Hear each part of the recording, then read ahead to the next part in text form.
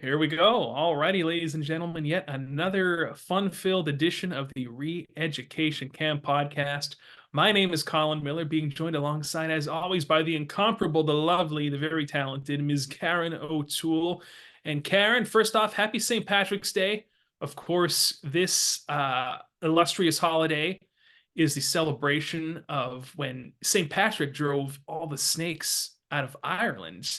And who knows, in 20 years, we might be there might be a new meaning to this holiday where we celebrate the day when Conor McGregor drove all the illegals into the Irish Sea. So we'll see. We'll see, you know.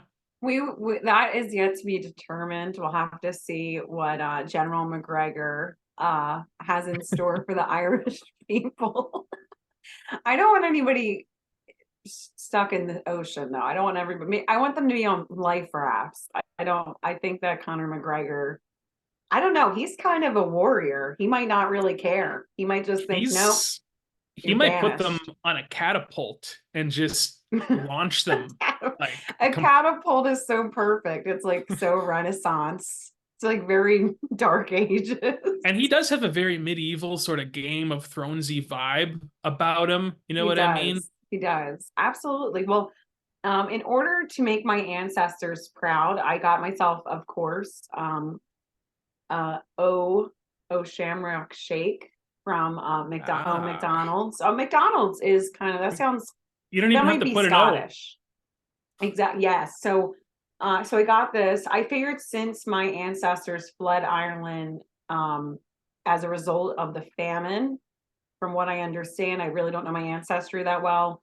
I figured I would give myself a calorie bomb of a shake that is made up of like 300 ingredients. I looked up the ingredients for Shamrock Shake a couple years ago, and I swore I was never going to drink one again. I've made them at home, but I don't know. It's just it's this beautiful time of year when the whole the whole pasture becomes green around here, and quite like the Emerald Isle, and maybe there's some kind of like DNA written on us that kind of like makes you yearn for that beautiful green color. So I got it in a shake. So I will be sipping on this throughout the show. I like to work my beverage into every episode. I try to do You're that. you're big on the beverage. I'm You're big big. on the iced coffee.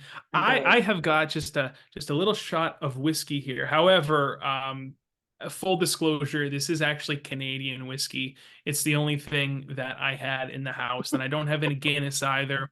And I'm trying not to drink that much anymore these days anyway. But I think that my great I don't know if it's my mom's mom, my great grandmother, right? I think she was from County Cork, wherever that Okay. is. Okay. But truth be told, I'm not even that much. I'm like 5% Irish, like 5 to 10% Irish.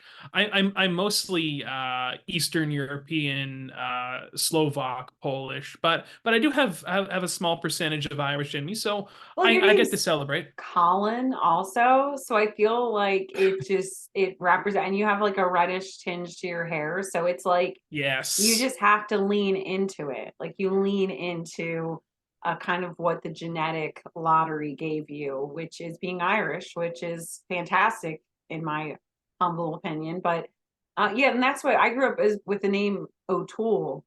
It's like very, very Irish. Like I just saw my dad sent me today, there was like an old Woody Woodpecker cartoon where he literally calls the leprechaun O'Toole, like the last name of the leper. I saw it on a meme on Facebook where the leprechaun's name is O'Toole. So it's very my mom's maiden name is like there's just so many different Irish names in there. And my grandmother, who I was closest to growing up, her from what she understands, she is like 100% Irish. So even but not born in Ireland, like born in the United States. So it's really not that like I didn't grow up with like that much Irish influence. And even my dad would say he's an American. Like he would be like, I'm not Irish, I'm not Italian, I'm not German. He's like, I'm an American. Very And patriotic. very patriotic. Yeah. I think he just didn't like all of this nonsense where it's like, but at this, I understand. I do appreciate that, and I think that that's great. but I also think that we really celebrate, like, I think like living in the coal region. So I was originally from Bucks County, outside of Pennsylvania, outside of Philadelphia. And then I moved to like the coal region. And I think the coal region still had intact a lot of these like cultural heritage events that I didn't because of the really poverty. see because of the poverty. Like in the suburbs, you didn't have that. Like I'm sure my dad grew up a lot more with, like, one of his friends grew up in Fishtown and he was Polish, had a very Polish name, would have all like the Polish different delicacies at Easter and Christmas.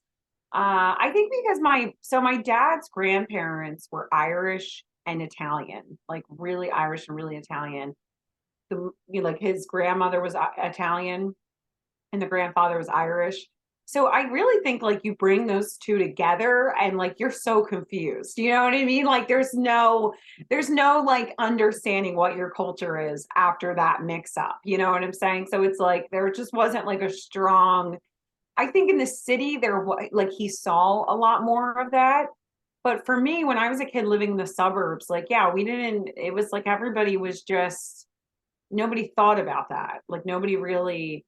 So when I came up to Jim Thorpe and came up to the coal region, I saw like this Ukrainian festival and the St. Patrick's parade in Girardville and like all of this celebration of your heritage. And I really, I kind of appreciate that because I do think that we should hold on to tradition in some Oh, respects. absolutely. Yeah, I think it's I believe like as European descendants, we kind of um like I think there's a lot of wasps out there that are like white Anglo, like Protestant or I whatever. I took down some nests today outside. You got to be careful doing. I get the garden hose and put it on full blast. I get them. Well, because like so much of them like said the culture, like they think that like they're like, oh, you eat Mexican food and there's such a rich culture there. Or you meet somebody from India and like, oh, they have such a rich culture. And I think it's kind of a shame that we don't,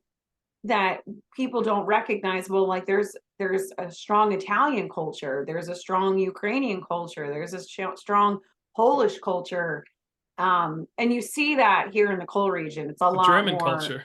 German culture. Yeah. So you see that a little bit more. And I think that in some ways it's kind of cool to respect it and also maybe continue it in some ways. So being Irish, we have no recipes, we have no I mean really nothing. We really have Shepherd's pie, no, we have yeah, we have beef stew. beef, yeah. We have, I'm just saying, like the Irish, I feel like there's like things. So we're watching The Sopranos, and I feel like the Italians, like everything is so strong.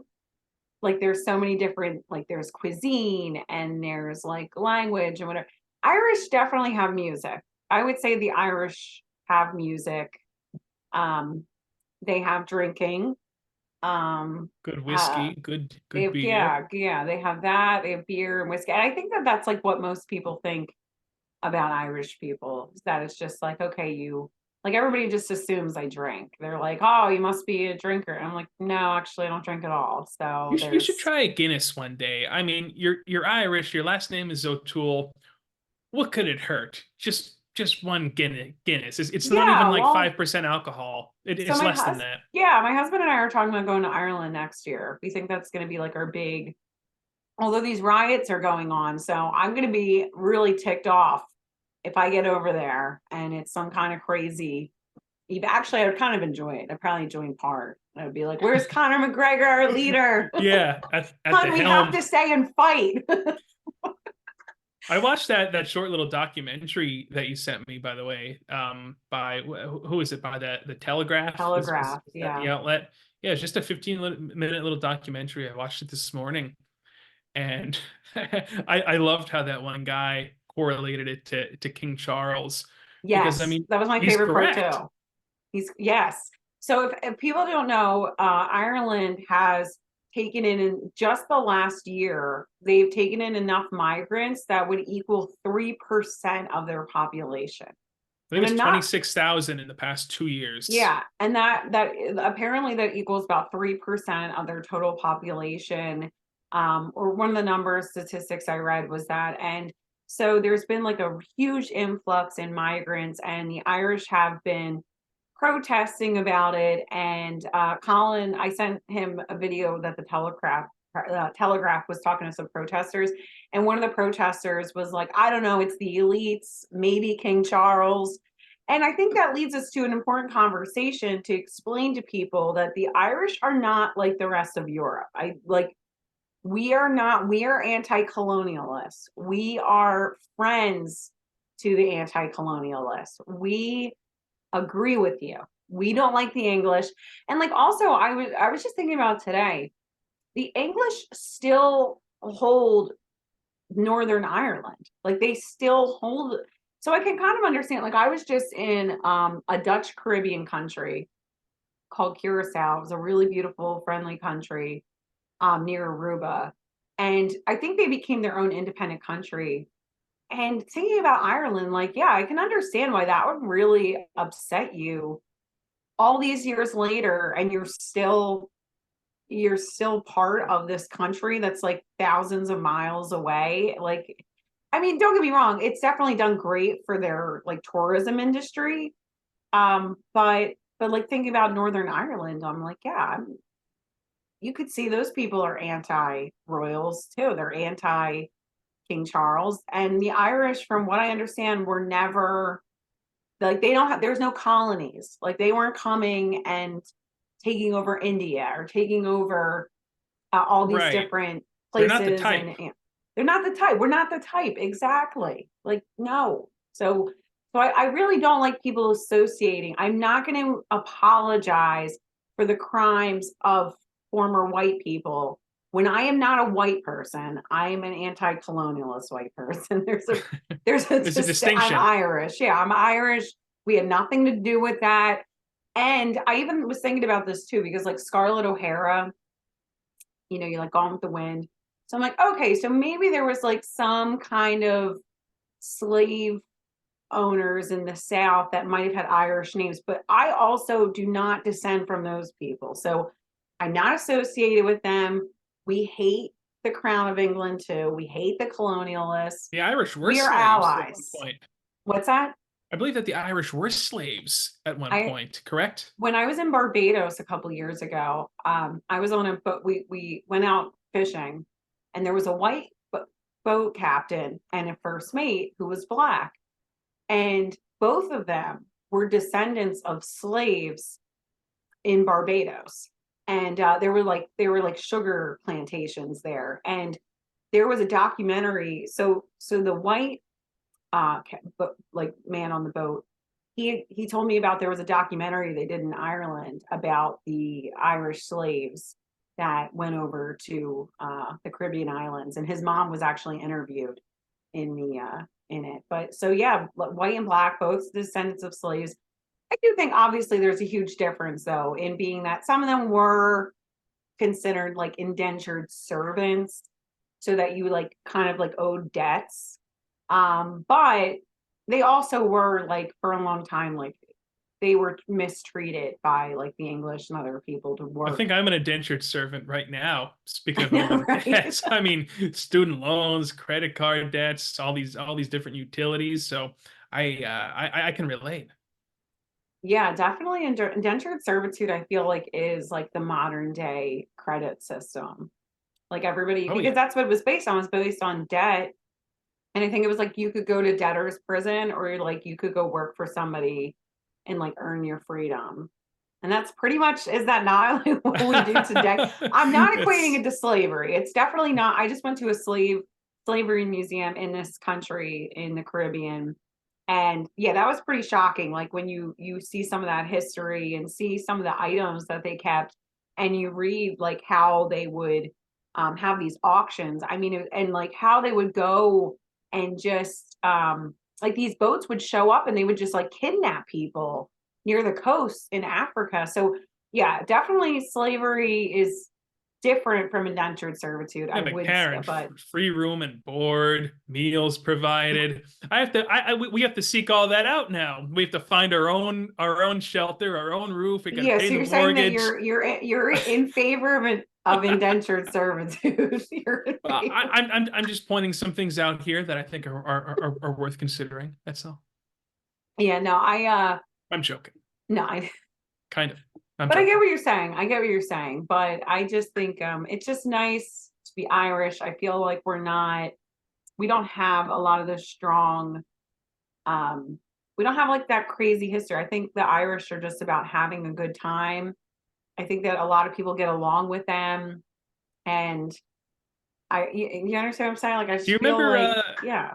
Do you remember the scene from the movie Titanic when Jack takes Rose? You want to go to a real party, and he takes her to the party at the third class party. Everybody's Yeah, drinking yeah, Guinness, dancing, yeah. having a good time. The band. I don't know if you're familiar with Gaelic Storm. The actual band is in that movie. That's kind of what I equate with Irish culture. I think about the Titanic a lot, which was constructed in Belfast. And that scene there, where they're all dancing, drinking, having a good time, having the time of their lives, that to me is like the perfect like just personification of Irish culture, like all rolled up in a nutshell. I completely agree. Like you said, I was looking at today, and there's like Irish celebrations in Tokyo and St. Patrick's celebrations like all over the world.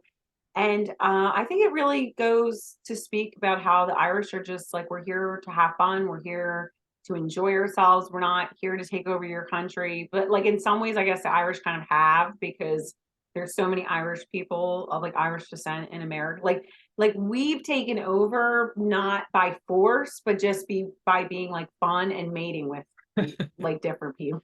Right. Like, you Sleeping know what I around. mean? Like you're just, yeah, exactly.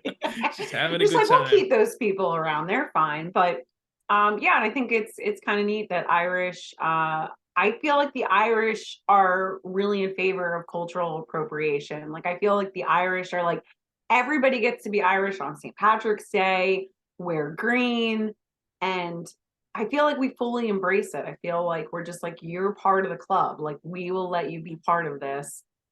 So, and that's how I feel. I just feel like relax, enjoy. We're not here to conquer anything. We're just here to have fun, right? That's what we do. We just have fun.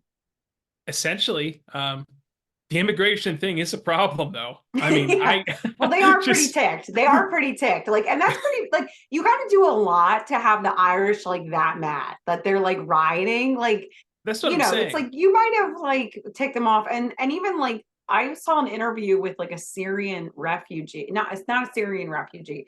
He was a Syrian migrant who owned like some kind of meat industry company in Ireland, and he came from Syria, and he was like, yeah, this is out of control. He's like, I am a migrant.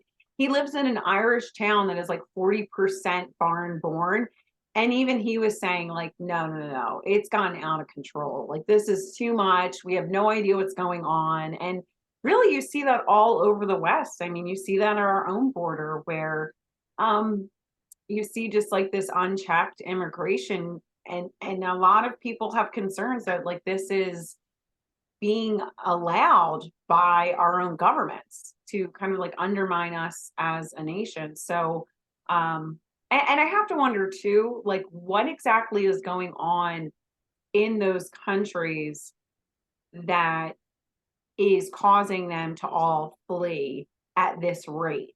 Like why are they all of a sudden like, and that's what I'm saying. Like I'm not trying to dismiss, like obviously you have conflicts, you have war.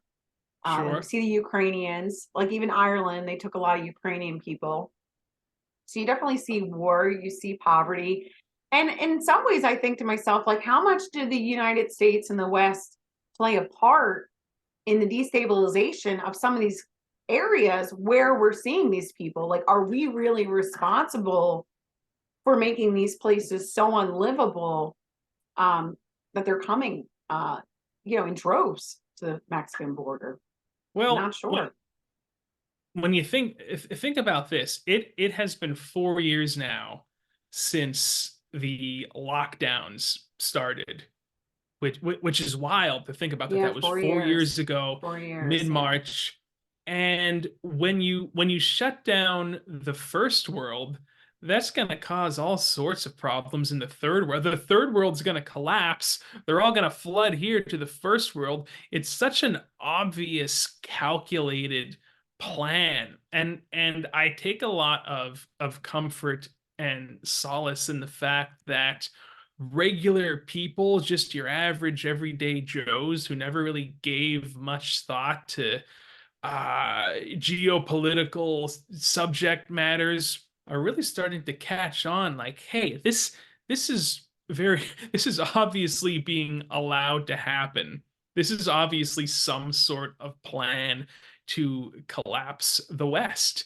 And we've been seeing that in real time here in our own country for the past 3 years now. And people are pissed. People who have considered themselves, lifelong Democrats and are super liberal. I have seen with my own two eyes a lot of people's stances on immigration change very drastically. They've taken a sharp right turn over the past couple of years based upon, I mean, you wake up every day and there's another news story about, some woman or a child being, hurt or killed. And it was an illegal alien that did it. So pe- people are starting to get pissed now, and I feel like this is a situation where it's going to be hot, especially in Ireland. They have that stupid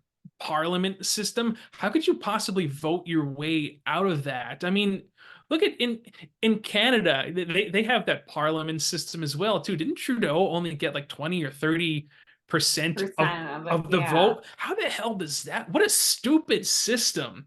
You know what I mean?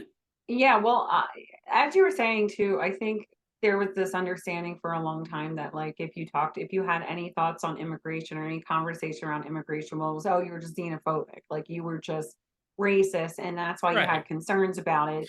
But I think the greater cause for concern is that you cannot have open borders in a welfare state. Okay. Like we can, No. like this is not working. Like, like that is it's not a, I'm not, okay. I'm not one of these conservatives that believes that no one is racist and nobody is xenophobic. I will 100% come out and say, yes, there is a racial element for some people in this conversation, but there is a greater economic conversation and concern that is really the majority who is having the conversations around immigration right now. It's really an economic issue. And it's interesting to me too that you see like the lily white suburbs and like the affluent liberal communities. These people do not even want affordable housing from Americans in their backyard. Like there are across the country, and I don't mean affordable housing. When I say affordable housing, I don't mean Section 8. I mean multiple family homes or apartment complex. They do not want them in their own backyard. They vote against them, and it is furthered economic. It's actually called economic segregation.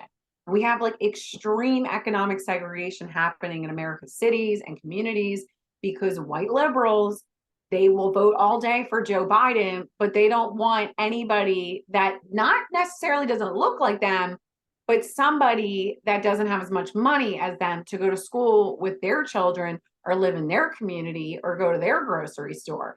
Yeah, So keep the who, scum out, yeah, please. yes, Please, please. That's yes, the yeah. attitude, essentially. I'm not And saying that. That's the attitude. hey, I mean, there's a part of me that thinks like, I mean, it's your community. If you don't feel like having more housing in your community and you think that it's an issue, like, well, I don't necessarily disagree. But these are the same people that go and they vote for these open borders, and it's not, and they vote for these horrible policing policies, and they're not taking the subway. They don't live in the poor community. Like they don't deal with the influx of people. With the influx of housing, I mean, even like my little small borough, I live here in Carbon County. I mean, Carbon, sorry, I wish. Schuylkill If only County, you were so the coal lucky. region. If I was so wealthy and affluent. So in the coal region, a small community, after COVID, we had so many people move from like the New York area, and we have a lot of influx of, I believe, probably migrants. I mean, I see people and they're going like on Labor Day, there was like 20 guys I saw with trucks and they went to go work. And I was like, God bless them. They're working really hard. They're working for the American dream. But like I said, those caught all of that influx of people has caused the rental rates to go sky high, or not sky high, but I will say double in a community that could not afford that, could not afford those prices. So a lot of people, there's actually a housing crisis happening in these like small rural boroughs too. But that's not happening in Presidio Heights or not Presidio Heights, in Pacific Heights where Nancy Pelosi lives. Like that's not happening No. where in a lot of places where, and also too, like this past week, I believe it was like Thursday, there was this video of from the New York subway system where a man in self-defense, he shot this other guy who, it was his gun, the one who was shot, it was his gun. So they wrestled each other and he ended up shooting him, and they determined that was self-defense. Oh, But he'll go to jail. yeah, yeah, He'll go to jail for the rest of his life yeah, for but defending well, himself actually, he in was. They Gotham. did actually let him off. It was actually surprise. Oh, I did not wow. expect that because of like the whole Daniel Penny thing. I didn't think that he would, but the point is, they like all of this violence, all of this crime, yet again, does not affect the rich people. The rich people have their own private security, they have their own private guards, they live in different communities where they have private policing, and all of these policies that they act like they're in favor of, they don't actually have to live with the consequences. But we on the right are considered racist or something because, hey, maybe we want our own citizens to be taken care of first. Like maybe we don't want to just give welfare out to every person that ever decided to come to the United States. Like maybe we want to take our parent to the medical, to a hospital and make sure that they get good care in the US because they paid into Social Security their entire lives. And when you talk about these, you're immediately on the right labeled some kind of, some kind of horrible discriminatory words because you're actually looking out for your fellow Americans, for your actual communities. But the liberals can just continue to live. Here's what it really is. And I just had this thought now. The liberals live in this, especially the affluent ones, they live in fantasy land. Like they live in this idea. I would love for every single person that came over the border to be welcomed and be given Cadillac of medical care. It's not that I don't want that for them, but I also understand this is insanity and we can't just keep doing this. And it actually affects people I know, but they just like to live in fantasy land. It's like you went to college. I always consider Oh, college like the professors don't live in the real world, like unless they're adjuncts. Like they don't live in like reality, some of them, where they're, and that's kind of how I feel about like white liberals and the elites. Like it's like they just don't live in our real world. and it's just like at the end of the day, the world has always been a very dangerous place to live in. And wouldn't it be wonderful if we lived in this fantasy fairy tale universe where there were no borders and you didn't even need a passport. You can just go from one patch of dirt to the other, but that's not the reality that we live in. And getting back to your point about these insulated affluent liberals, a perfect example that comes to mind right away, Bill Maher. Every single week, Bill Maher has a segment where he's trying to gaslight you into believing that things really aren't that bad. Come on. We've got legal weed. You can pull up porn on your phone. You can get a big TV for $60. These were the examples that he was using in a recent real time. He was giving all these examples, those examples that I just gave about how things really aren't that bad and this is the best time ever. And in many ways, you can say that maybe this is the best time ever to be alive. I mean, just take a look at us. You're in Pennsylvania. I'm in Florida. Yeah, We're yeah. doing a podcast. We're talking to each other. You know, all that stuff is great, but you know, let's get real here. Things are turning to shit for the average Joe here. Like you said, in the macro, you can look at the macro data and you look at something like cardiac mortality, like heart disease mortality. And if you look at the numbers from like the 70s to today, it's unbelievable, like the progress we've made. And there are Yeah. so many markers where we've made incredible progress. But that really doesn't matter to the average person when like their rent is due on Monday, their grocery bill has doubled. And like you said, yeah, I could buy a TV for a fraction, but I don't need a television to feed my children. Like I need these things to feed my, Just you what know I what I need mean? another screen to stare Yeah, at. just That's what we all need. exactly. Yeah, yeah. And it's almost funny that we do have, and there is a part of me that, like today, my husband and I stopped in a grocery store after, not a grocery store. We stopped at a gas Bodega. station after, basically a bodega. That's pretty much the best actually way to say it. That would be the best term. We stop in and there's like this insane amount of like kratom on, I don't know if you know, heard of kratom.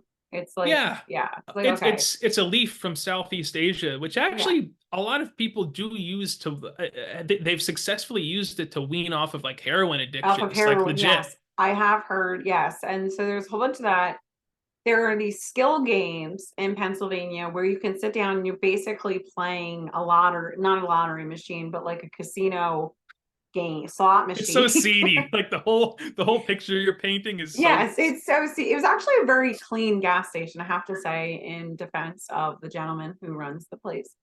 But so there's, and then there's just tons of wine and there's all beer because now you can, if you put in like 3 tables, like if you put in like a table and a chair in Pennsylvania, you can now sell alcohol. For anyone listening outside of Pennsylvania, it used to be very, very strict rules. You could only go to a liquor store, state store, or you could get alcohol, a beer at a beer distributor. There was no, and there were no sales on Sundays and on election day, and also or something like that, right? Was it election everywhere. day? I'm not sure about that, but I do believe everywhere should be closed on a Sunday. I would like Yes, us to yeah, go we back could to we could that. have a conversation now because I agree with you on that completely. But so we stop in and there's like kratom everywhere and there's like whatever, all these different crazy, and then you just see all the snacks. And I said to my husband, I said, don't get me wrong, there are definitely a segment of America that is so, you know, they are really in dire straits. They're really trying to make ends meet and they really don't have the money and they're very prudent with their money, right? And they maybe don't even they make just too much to qualify for public assistance. But I said to my husband, I said, wait a minute. So there's this store here, and then right up the, like within 5 miles, there's like 2 or 3 other stores that sell all of this this nonsense, right? And I was like, so I think there's a big segment of people who just need to like get their lives together and like become adults and stop like spending their money on all this garbage. But there's a big caveat to that.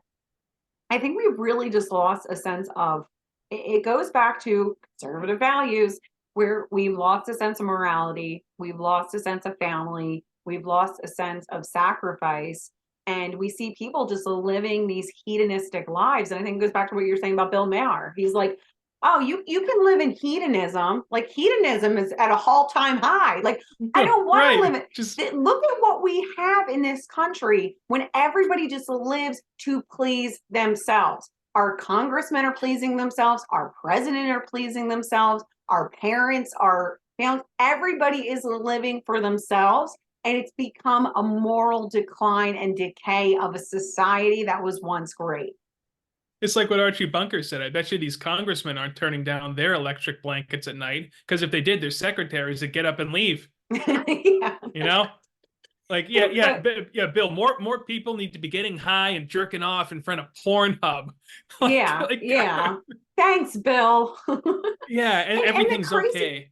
and the scary consideration here is that the more moral decline we have, the more we have these books and this propaganda in the schools telling children, all that the gender is a spectrum, promoting these ideologies, the more likely we will have a fascist as president. Like, there is no doubt in my Oh, mind that the more and more the left pushes us to the fringe and to the absolute lunacy and tries to corrupt our children and corrupt the moral fragment of our society, you are going to push these people into fascism. And I will say, I am definitely not a Christian nationalist. I don't believe anybody should be forced into a belief system, into a religion, into a faith, into an ideology. I do not believe that whatsoever. I even think that the Christians have completely missed the mark on America and politics. And I think they've gotten themselves way too mixed up in the political discourse. But that said, I think a lot of people, like, they want their children to grow up in a normal world. And I guess we've lost the idea of what is normal. That's the problem. Like, we don't have a left and a right, a true and a false, a black and a white. There's no truth. So we as a country are lost without a compass. We're in the woods without a compass. We're at sea without a compass. And there are a lot of people that would be willing to give somebody way too much power if he could course correct, or she could course correct. But in many I'm ways, not. too, one could argue that we've been a fascist country for a long time because Yeah, how did Benito Mussolini define fascism? I mean, he would know something about it, right? I believe that he defined it as the merger of corporations and state. And the most fascist thing that I've ever seen go down in this country during my lifetime is when the president of the United States got on camera and basically told the population, hey, if you don't take this pharmaceutical company's experimental product, I'll make it so you lose your fucking job. yeah, Like yeah. that, what is more fascist than that? Was something that I expected and one of the fears I had with Biden getting in office. But just like seeing that happen, I'll still never get over that. The president saying, hey, if you don't take this company's product, I'll put you in poverty. I'll make it so you can't eat or have a roof over your head. You're gonna take this whether you like it or not. Like, that's fascism. How You does know, it which get any is more fascist? which is so funny because we all know that if Trump would have been the president to say that, then all of these liberals would have there would have been calamity in the streets if he had told them to do anything of the sort. Oh, I'm going to tell these large companies that you're going to be forced in this vaccination. Uh, it's just absolutely, like you said. I think it was just laughable to hear people like label Trump a fascist while Will Biden, like you said, has done so many of these fascistic things throughout his presidency. But I also say that there is a part of me that fears Trump if he had the thing. The I believe Trump left to his own devices could be really problematic because he kind of lives in his own reality in a sense. I'm not. I voted for Trump, voted for Trump twice, but I'm not one of these people that is just like MAGA on steroids and completely No, adores and worships everything he says. I do think Trump is extremely problematic, but when the alternative is this like socialist fascist hell future where we have no private property, I know that they would claim that that's not where we're going, but we know that's where we're going. Where, like you said, if you don't take some experimental vaccine, you're going to lose your job. Where, what's so crazy? I have to just tell you this real quick. I flew recently and there was a part of it. So I debated wearing a mask because I like to wear the medical mask because then I don't touch my face. Like if I touch something, I don't touch my face. I go to the bathroom, I don't touch my face. you touch your face less when you wear the mask. I just don't touch my face at all. because I'm touching the mask. Like I'm not touching, Okay. I know Okay. that I'm not touching my nose, I'm not touching my mouth. Go on. So I debated wearing the mask because, I have multiple transplants and I take immunosuppressants. But I was like, I didn't want people to think that I was some kind of liberal lunatic because everybody made wearing a medical mask, which is something that people do all the time in Asia. Like they Oh made yeah. it into such a political stance. I literally should have I need to get a mask that says Trump 2024. Yeah. So when I You wear it, yeah, just so people know, like, like okay, I'm not like she that. obviously she's got something going on. She's not a complete lunatic. Yeah. I think that that's a good But idea, I'm like, I actually, don't Karen. want them to think that I'm like one of these like liberal lunatics because people have politicized mask wearing, like a medical, just like, and don't get me wrong, I understand it doesn't protect about particles and it's not going to protect me against COVID. I literally am just afraid of bacteria. Like I'm not even Yeah. afraid of the viruses so much. But like I said, everything became so politicized. Um, it's really frightening. But like you said, I mean, hopefully Trump is here and the bloodbath will take place at one of these little baths. Oh yeah, yeah, and like it is absolutely wild how they're how the NPCs are still going along with everything that the mainstream media parrots. Obviously, that was taken out of context. If you watch the Yeah. whole clip, he's talking about the auto industry, he's talking about economics, and they have always used that term bloodbath Yes. in correlation with When economics. Like, layoffs yeah, happen, it's a all the time. bloodbath in the tech sector. Yeah. It's just Yeah. it's a figure of speech that people use. And it's frightening, like you said, that people take everything on context. But my concern about the election this year, I was talking to somebody that's not very political, very casual person who does not get weighed into any of this whatsoever. And they said, wow, can you believe this is the best we can do? And they said, and then they said, well, we don't want to get Trump in. And I was like, well, yeah, we kind of do. I said, if that's the alternative is Biden, I'm like, you're not gonna like that future. Like you might think that Trump is, and he was mentioning that Trump, he's like, well, Trump and the bleach. I'm like, really? We're back at the like Joe Biden thinks that he freed the slaves, okay? Like And have you heard some of the things Biden has said in the last 2 months, okay? when did Trump ever I know what you're talking about, but when did he ever literally say you should drink bleach to cure COVID? I don't think he ever said No, that. he did Ever. not say that. No, like yet again, he didn't say there was going to be a bloodbath, like as in actual people or actual violence. But yet again, there you go. And that is my concern, that there are so many people that just get like a surface level understanding of what is going on, that the media portrays and just has pushing out 24/7.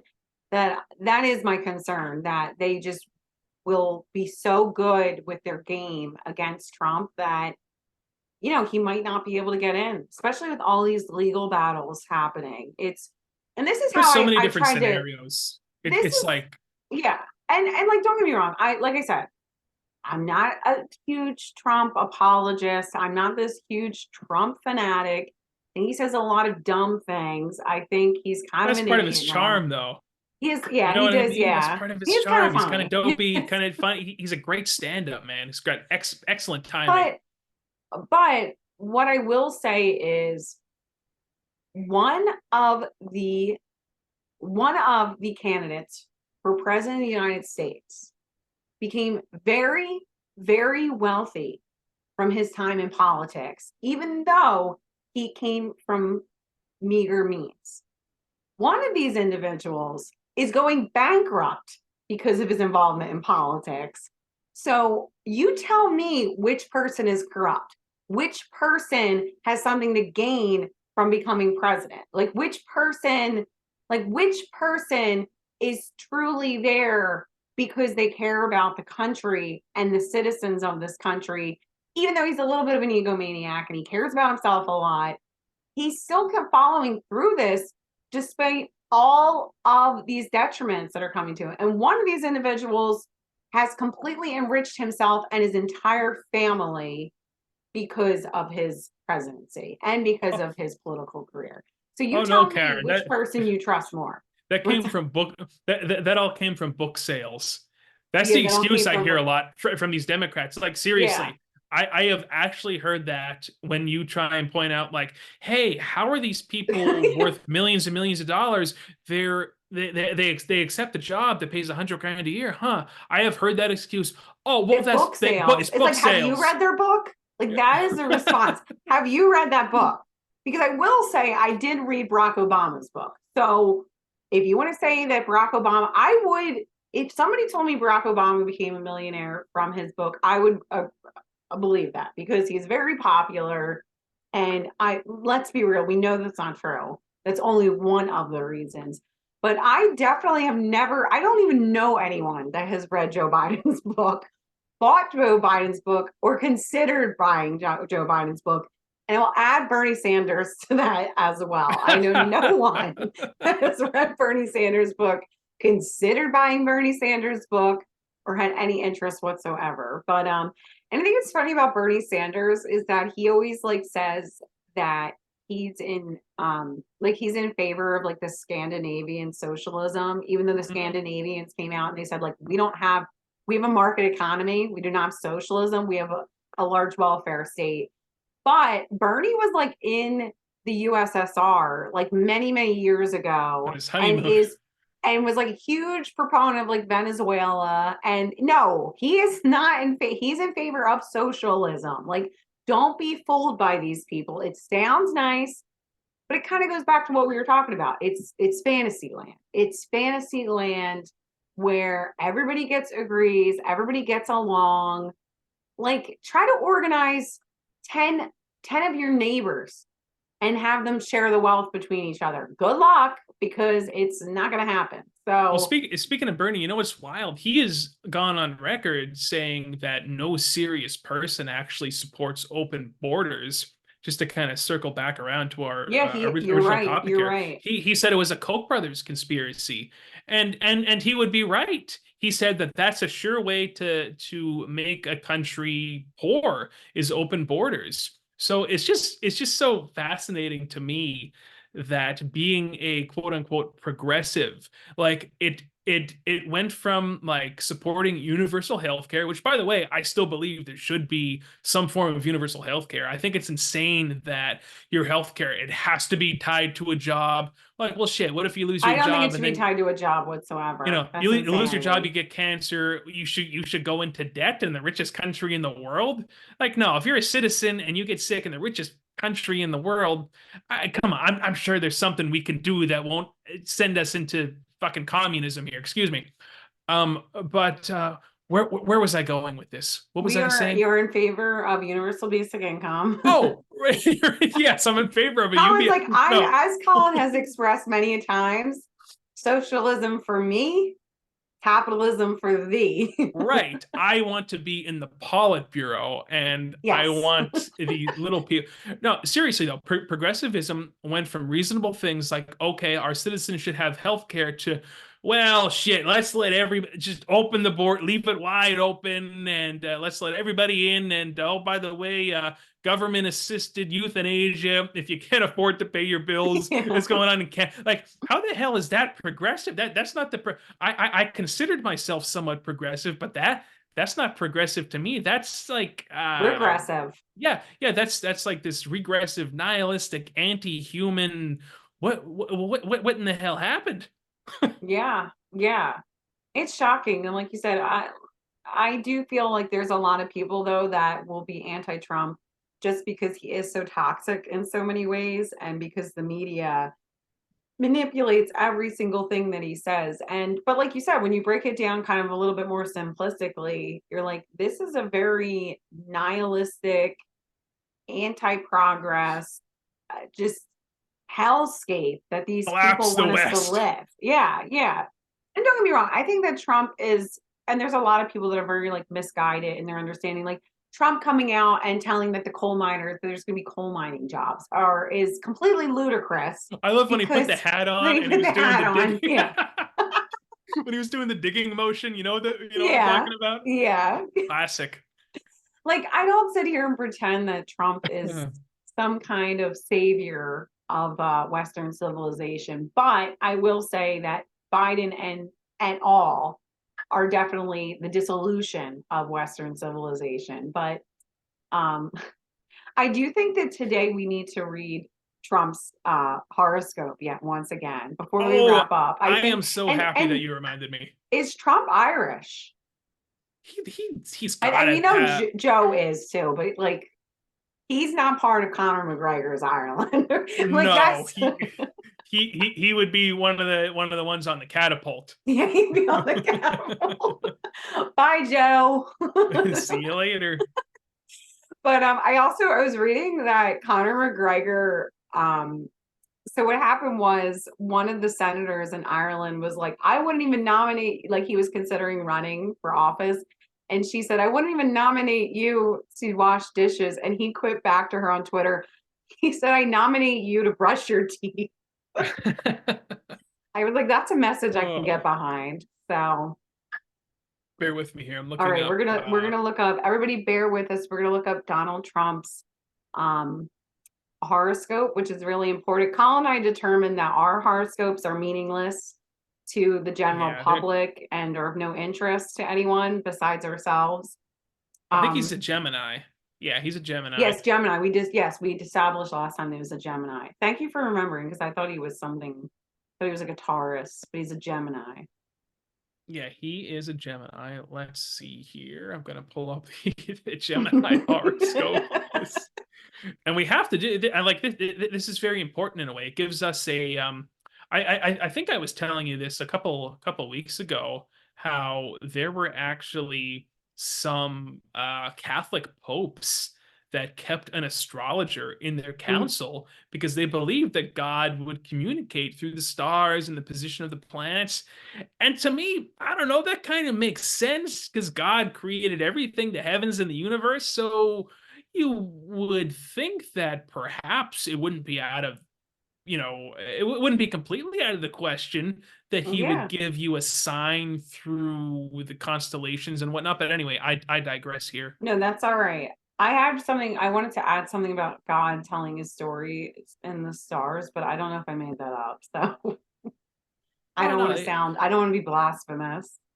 let's see. Read your Gemini daily I want to horoscope. read that Geminis, it says that they are charming, adaptable, perceptive, inquisitive, imaginative, independent, affectionate.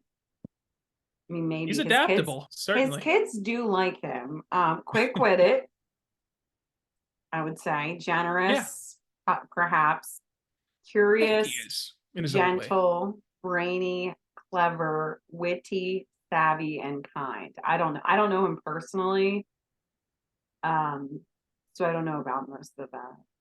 Well, here we go. Here is the Gemini daily horoscope for March 17th, 2024, year of our Lord, St. Patrick's Day. The moon takes its final steps in your sign this morning before gliding into Cancer, dear Gemini, leveling your mood and ability to connect with the present. Lean into these vibes by committing to a leisurely Sunday. Well, he's not going to do that. Finding plenty of time to indulge in simple pleasures and small luxuries. Meanwhile, the Sun and Neptune unite in your solar 10th house, daring you to envision the next chapter of your success journey. Outline a manifestation strategy when Luna and Venus share a sweet exchange this evening, giving yourself plenty of time and grace to reach long term goals. Okay, well, he's certainly got some long term goals. Yeah, be the Interesting. dictator of the United States. So I'm kidding. Actually, he's kind of worrying me with how lackadaisical his attitude is because this harkens back to a Seinfeld episode. Everything goes back to a Seinfeld reference with me, as you know. Long story short, there was an early episode where George got fired from his job and he was trying to get back at his boss. And Jerry goes, "The best revenge is living well." And George says, Jerry, we know there's no chance of that. And Trump is taking that attitude. I don't know if you've heard him say, like, there's going to be no time for revenge. My revenge is going to be making America successful. And I'm like, pump the brakes there a little bit. I think that there should be some weaponization of the Justice Department. I mean, after going through all this, you mean to tell me that nobody is going to have to answer for their crimes and for all of the hell they've put you through? I'd like some people to experience a little bit of wrath. No. I'd like a little bit of explanation on the vaccine mandates, and maybe also Amazon was trying to shadow ban certain books that question vaccination. So yeah, there's definitely been some, like you said, some of the weaponization of government. I don't even necessarily think against Trump, but more so the American people. Like, let's open the books on some of the information. Although sometimes I think to myself, maybe it's almost as if we shouldn't know. Like, maybe that's the problem with Trump, is that like he's exposing too much for our like puny brains to even understand how the world works, in a sense. Like, I'm an I don't intellectual giant, and know. I think that I'm capable of handling it. So speak for You yourself can here. handle. But I do feel like for some people, everything has become a conspiracy. And I do feel like it has been a little bit much for some people. Oh, before we go, we should talk about the. So, President of France, Macron, his wife, Brigitte, Candace Owens is asserting that she is not a woman, but she's in fact a man. And I understand that you did a little bit of digging into this, or at least you listened to a little bit. What were your thoughts, your takeaway? I'm really surprised.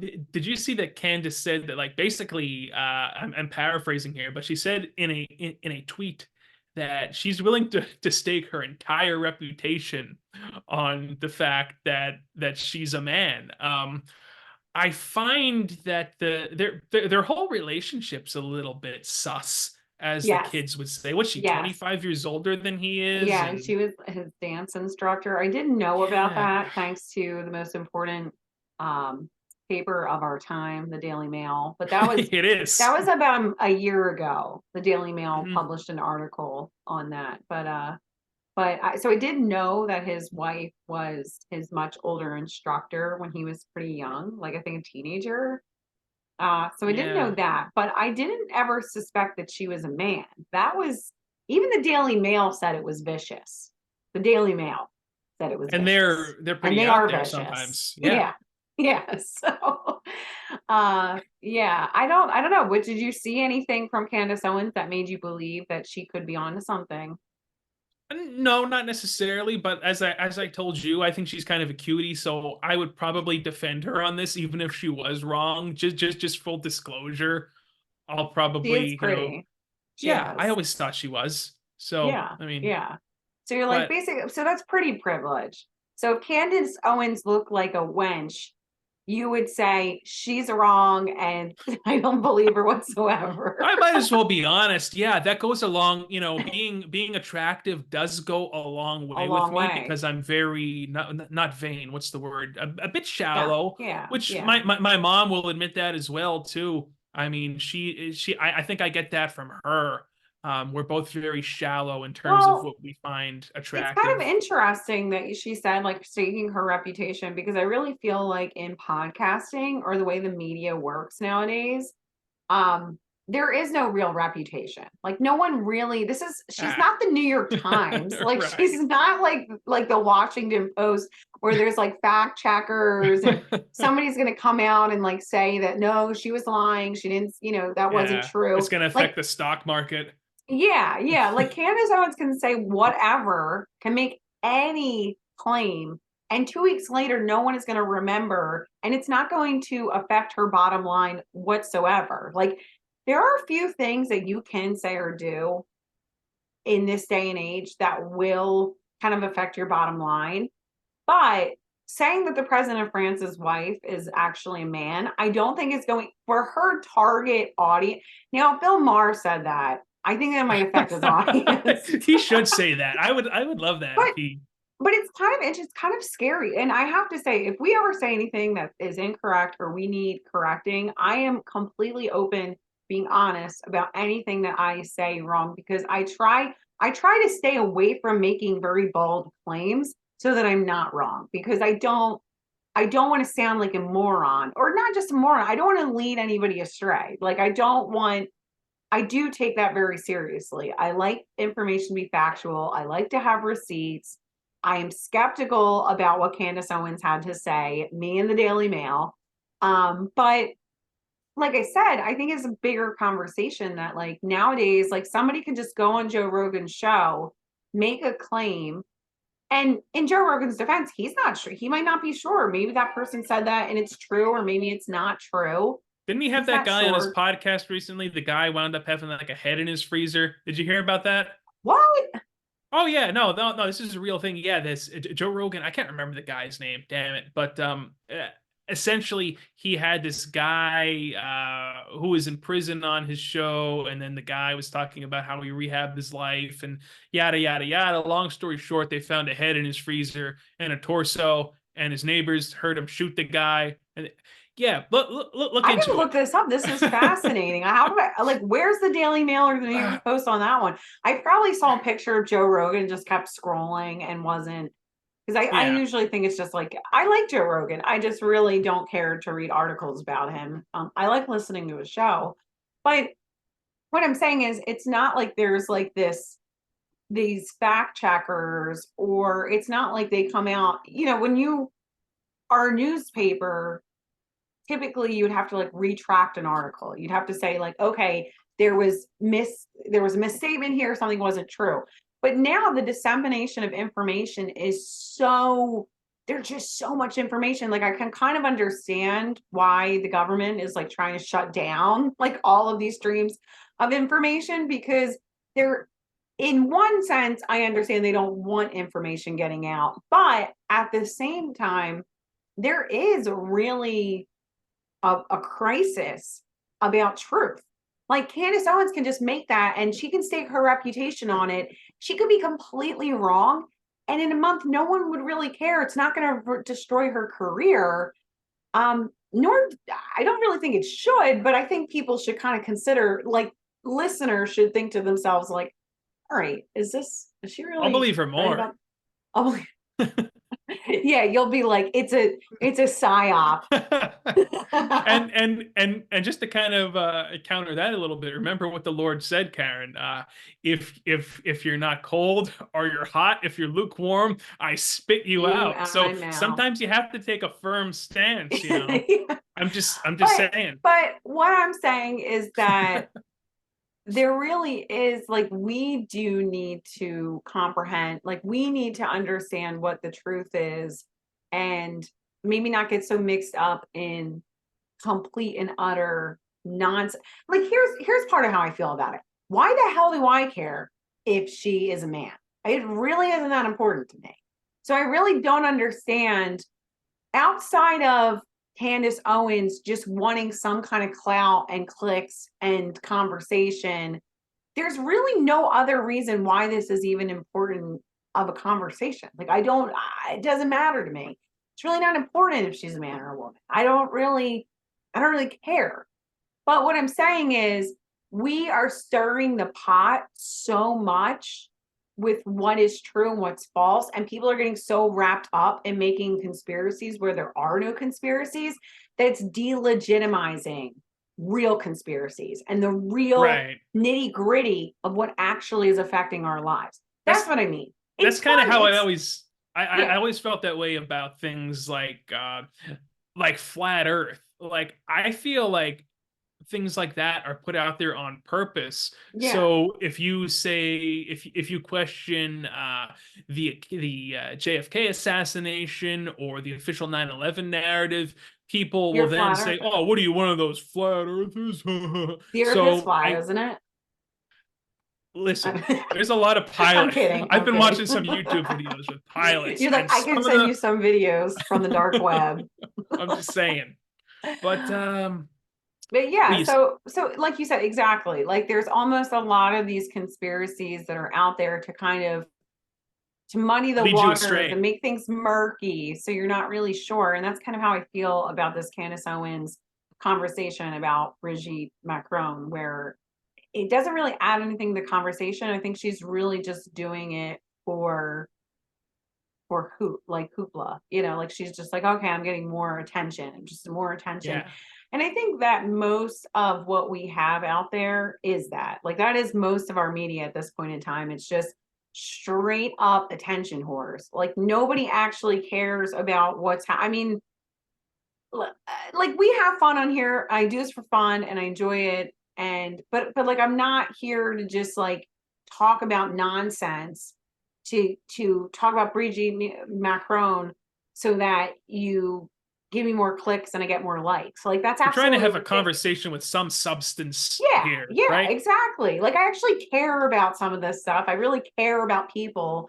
But I feel like there's just a lot out there that is just people just really enjoying the clicks and the likes and the fame. Like I feel like a lot of these big media figures, especially I would say conservative and progressive, I feel Oh like a yeah, both lot of of them. them would have just done like if they could have been actors, they would have been actors. If they could have been famous musicians, they'd be famous musicians. Like they wanted fame in any department, and this is just the ticket that worked.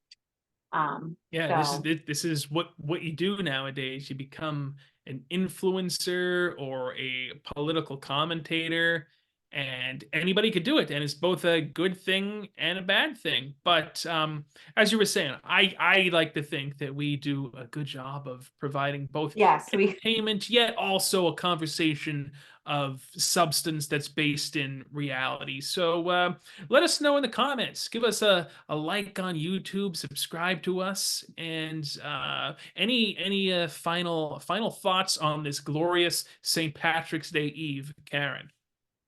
I just much luck and much love to all of you, and you are all Irish on this glorious day.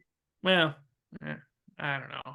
You have to take one of those ancestry Okay. DNA tests and Can you send imagine if your I took it and I wasn't Irish at all? that'd be wild, actually. My mom But wants me to do it. I don't advocate for doing one of those Yeah. because all of your DNA is going to the CCP, and there's like some scientist in a CCP lab right now, like engineering a bioweapon based off of my to target my genetics. But that's a conversation For for a another day. whole other day. I'm sure we'll touch upon that eventually on our humble little podcast here. But seriously, folks, I hope you enjoyed our conversation here. Give us a like, subscribe to us, and we'll see you right here again next week on another fun filled edition of the Re Education Camp podcast.